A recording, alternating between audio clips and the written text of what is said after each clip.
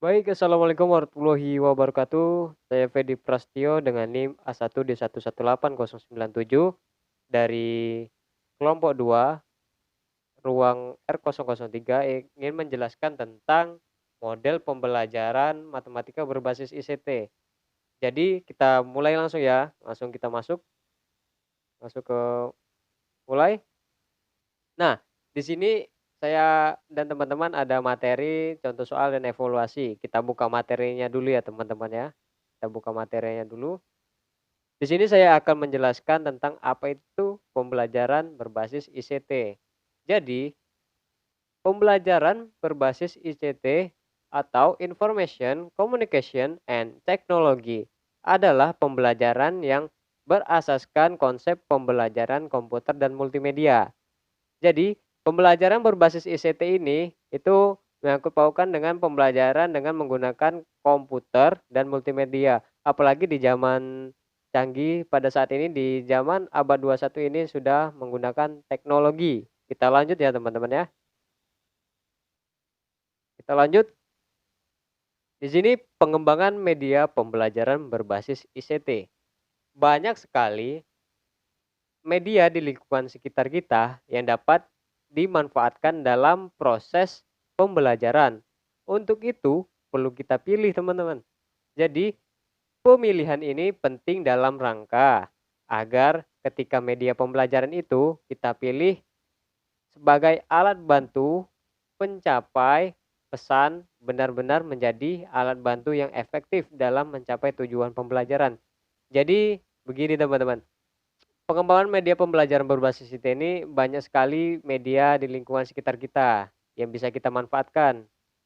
Dan itu bisa menjadi sebagai alat bantu kita sebagai calon pendidik menyampaikan pesan benar dan alat tersebut benar-benar alat bantu yang efektif dalam mencapai tujuan pembelajaran.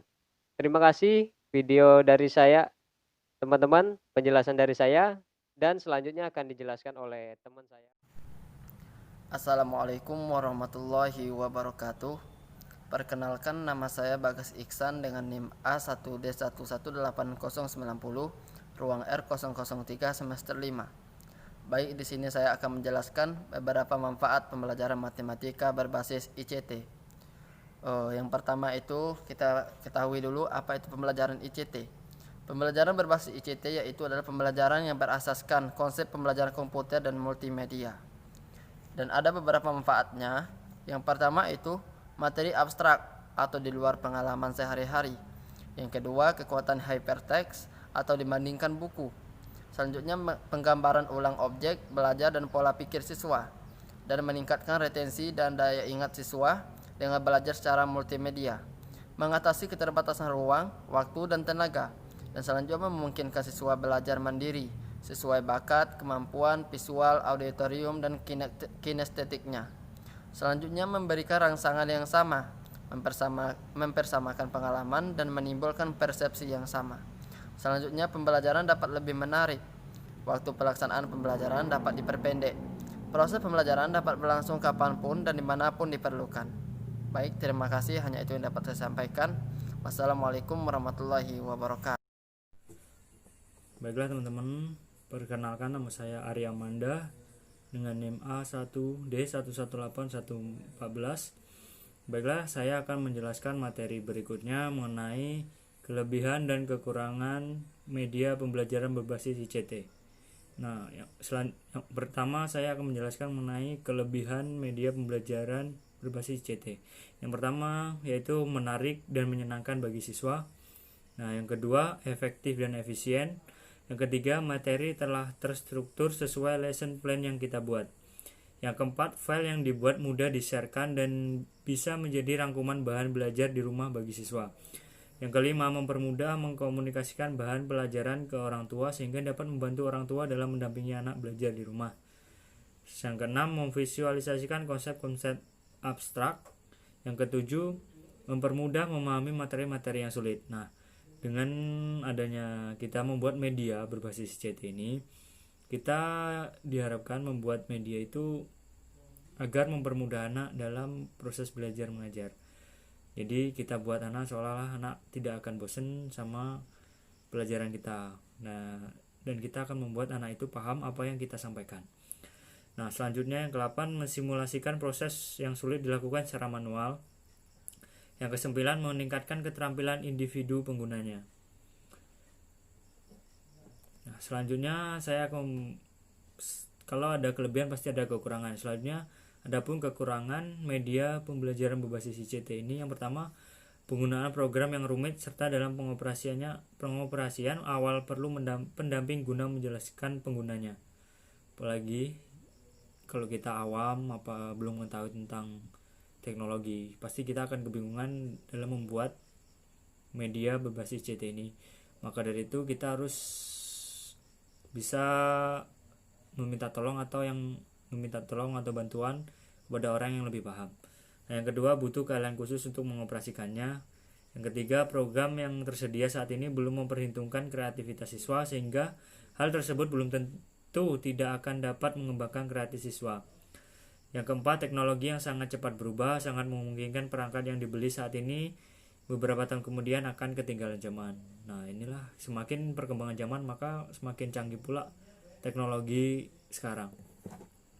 Yang kelima, perangkat keras dan lunak yang mahal dan cepat ketinggalan zaman. Yang keenam, file mudah terkena virus sehingga rawan untuk hilang ataupun rusak. Yang ketujuh, bergantung dengan keadaan listrik. Apabila listrik padam, maka proses belajar terganggu. Yang ke-8, masih kurangnya sarana dan prasarana yang mendukung sehingga tidak semuanya dapat diterapkan. Nah, terima kasih, itulah penjelasan dari saya. Selanjutnya akan dijelaskan kepada teman saya. Terima kasih. Wassalamualaikum warahmatullahi wabarakatuh. Assalamualaikum warahmatullahi wabarakatuh. Perkenalkan, kami dari kelompok 2 R003 akan menjelaskan materi tentang model pembelajaran matematika berbasis ICT atau yang bisa disebut dengan Information and Communication of Technology. Baiklah, saya di sini bernama Arif Rusdiansyah dengan NIM A1D118092. Baiklah, di sini saya akan menjelaskan satu buah contoh soal, yang mana contoh soalnya adalah Ahdan mempunyai 3 onggo apel. Masing-masing onggo apel berisi 5 buah apel. Berapakah jumlah semua apel yang dimiliki oleh Ahdan? Baiklah, di sini saya menulis ada 3 buah onggo apel, yang mana masing-masing onggo apel tersebut terdiri dari 5 buah apel. Ini dapat kita hitung 1, 2, 3, 4, 5 1, 2, 3, 4, 5 1, 2, 3, 4, 5. Jadi di sini dapat kita hitung 1, 2, 3, 4, 5 ditambah 5 ditambah 5 sama dengan 15. Jadi Ahdan memiliki 5 buah apel dalam 3 onggo. Baiklah, di sini ada beberapa soal. Ada 5. Yang pertama soalnya adalah ibu mempunyai 2 sisir buah pisang. Tiap sisir pisang berisi 8 buah pisang. Jadi berapakah jumlah semua pisang yang dimiliki oleh ibu? Soal yang kedua yaitu 5 dikali 2 sama dengan berapa? Soal ketiga 4 dikali 1 sama dengan berapa? Soal keempat 1 dikali 4 sama dengan berapa? Dan soal yang terakhir yaitu Ayu membeli 4 dus mie instan. Setiap dus berisi 10 mie instan. Berapakah mie instan yang Ayu beli? Baiklah, di sini saya akan menjawab soal yang pertama. Dapat kita lihat tadi, ibu memiliki 2 sisir buah pisang, yang mana satu buah sisir pisang itu terdiri atas 8 buah pisang. Ini dapat saya gambarkan, satu sisir ini terdiri dari 8 buah pisang. Ada 2, karena ibu itu memiliki 2 sisir, jadi 8 ditambah 8 sama dengan 16. Jadi ibu tadi memiliki 16 buah pisang dalam 2 sisir.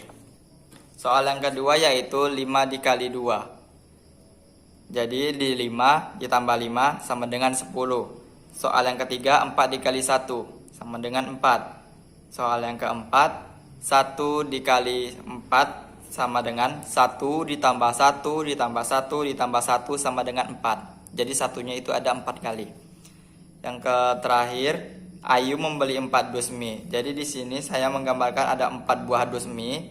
Masing-masing dus itu terdiri atas 10 mie.